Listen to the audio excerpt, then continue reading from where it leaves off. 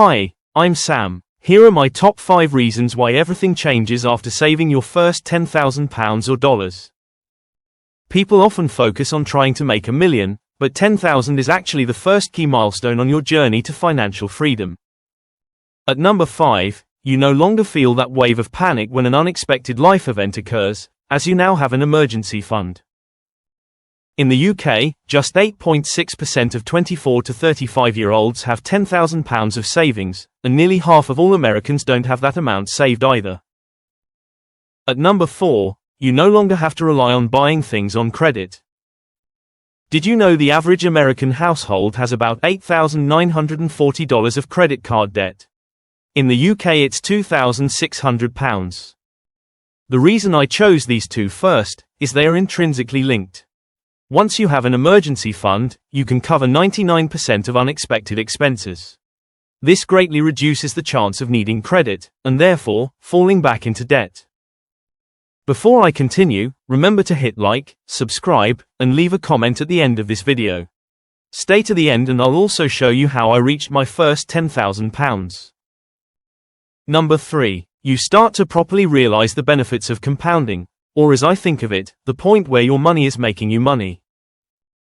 In this example, you can see how much I'd have if I invested £1,000 a year with a return of 7%. Note how it would take around 8 years to get the first 10,000 but only 9 more years to get to £30,000. This is because the more you have invested each year, the more of a return you get. This is exactly why the rich keep getting richer. At number 2, there's the saying, money doesn't bring happiness, however, it definitely makes life easier. Once you've hit the 10,000 mark, several things happen to you. Your mindset changes from worrying about whether or not you can afford something to questioning whether you even need it. It also becomes easier to say no to doing overtime, or having to do additional work. Also, rather than buying things like clothes that are cheaply made, you can afford quality that will last and save you money in the long term. As well as this, you can do more things that add value to your life, like take a dream holiday that you previously couldn't afford.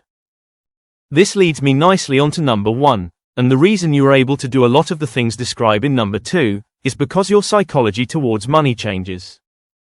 Firstly, going from a 4-digit number to a 5-digit number feels like a huge sense of achievement. You've just saved £10,000. Now that you have 10,000, you no longer need to fear spending money, because you know how to make it back. You can also consider your next goal. Do you continue saving as you are, or change strategy now that you've mastered saving? And the best thing, is you are now in control of your money and decisions rather than money dictating for you. Finally, here's how I personally saved my first £10,000. I began by effective budgeting, ensuring that my expenses were less than my income.